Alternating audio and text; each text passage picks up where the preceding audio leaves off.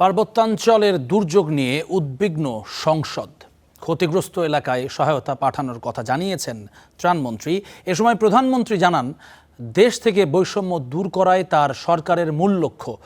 প্রশ্নোত্তর পর্বে অংশ নিয়ে তিনি বলেন, শেয়ার বাজার কেলেঙ্কারিতে জড়িতদের বিচার হবে। পাশাপাশি তুলে ধরেন শিক্ষা, স্বাস্থ্য, কৃষিখাত নিয়ে তার পরিকল্পনার কথা। টানা বৃষ্টিতে বিপর্যস্ত দেশের পার্বত্য অঞ্চল, পানিবন্দী লাখো মানুষ, পাহাড় ধসে ঝরছে প্রাণ। সংসদ অধিবেশনে সরকার ও বিরোধী দলীয় সংসদ সদস্যদের কণ্ঠেও ছিল সেই ঘটনার ছাপ। পরে এক প্রশ্নের জবাবে দুর্যোগ মোকাবিলায় সরকারের পদক্ষেপের কথা জানান ত্রাণমন্ত্রী। আমরা পানিতে ভাসতেছি, অসম্ভব কষ্ট হচ্ছে।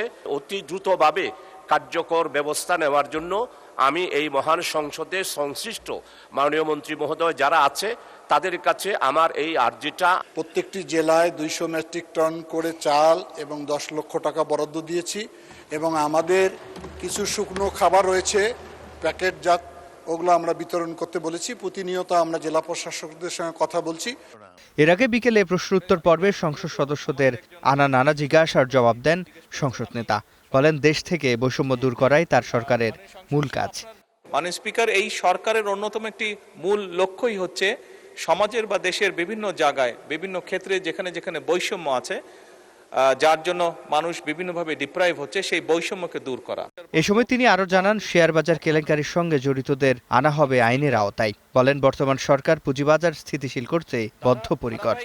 শেয়ার মার্কেটের পতন ঘটিয়ে হাজার হাজার বিনিয়োগকারীদের নিঃস্ব করার জন্য যারা দায়ী তাদের চিহ্নিত করা সহ তাদের বিরুদ্ধে আইনানুগ ব্যবস্থা গ্রহণে বর্তমান সরকার পরিকল্পনা গ্রহণ করেছে।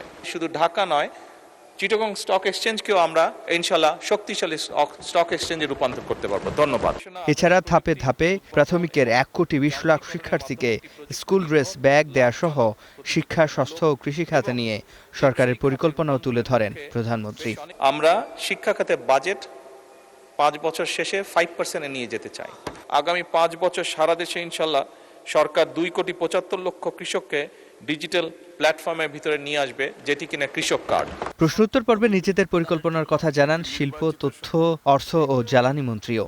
আমরা জাতির কাছে ওয়াদাবদ্ধ যে আমরা সৌর বিদ্যুৎকে কাজে লাগিয়ে দেশের প্রত্যন্ত অঞ্চলে এই বিদ্যুতের বিতরণের ব্যবস্থা করব। সিফাত শাহরিয়ার, স্টার নিউজ, ঢাকা।